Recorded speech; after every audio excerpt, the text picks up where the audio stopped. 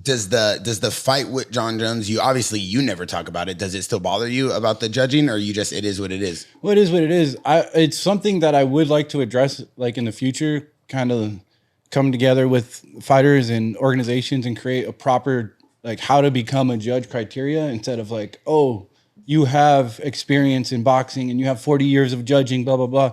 Like, nah, let's have an actual like course, an online course where you have to pass tests. Like, this is how you judge an MMA fight. And then the higher your scores, and then you have high scores, and then you judge in the actual live events. If you do well, your score counts. So like, it accumulates over time, and if you're a really good judge, you'll only judge championship fights and high level fights, right? That matter, where it's a lot of money, where our lives are on the line. Like, a lot, I lost a lot, off that moment. Yeah. Like I said, lives are at stake here, and for me, that's the thing I'm thinking about and want to do. I want to do something about it. I don't want to just talk about it and be upset about it.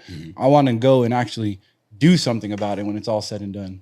You know what? I was thinking this before. I was thinking like judges should be fighters so they know how it feel. But then you think about that, then you think like, say, some of the old retired fighters become judges and stuff, but then they could be kind of biased towards people they trained with, or people from their area, or guys they like personally, things like that.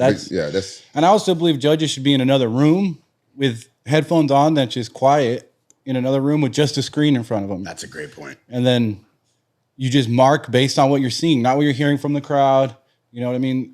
Sometimes though, it's good to hear the strikes because you know how significant of a strike it is or not. But overall, I think they shouldn't be in the arena. And if they're in the arena, they should have noise cancelers on at least. You think the judges for his fight was one of the same judges that judged Strickland and Paulo Costa's fight?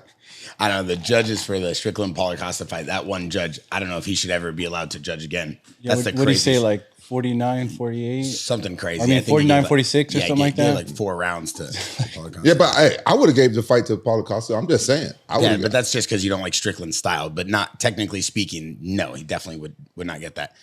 Up until 2019, undefeated, just a monster. We see your preparation, the way you fought against Dustin, just, seems like prime time. Seems like you're back, your mentality, confidence, everything. Is there something that's different now? Was there something going in this fight that was different? This is the first time in a long time where my back was up against the wall the way it was.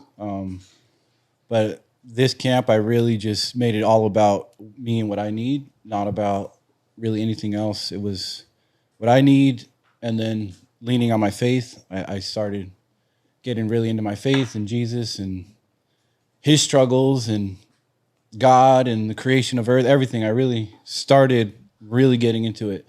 And it was like, what we're doing is so small compared to the grand scheme of things and how much Jesus suffered for our sins. And it's wild, man. For me, it was just about waking up with gratitude every day.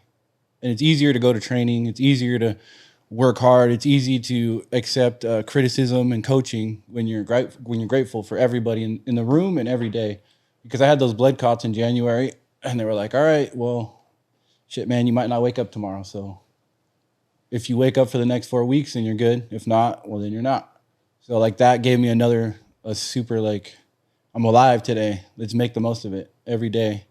So that's really what's changed, is I've been appreciating everything, every moment. Before I'd go to the UFC and I'd be like talking to media and be like, man, I don't want to do this, and feeling like kind of frustrated, and being around the staff and they would ask me to do something. I'd be like, fuck. But now it's like, heck yeah, man, I'll do that. It sounds great. Let's do it. So everything is positive and grateful, and I'm just happy to be here, man.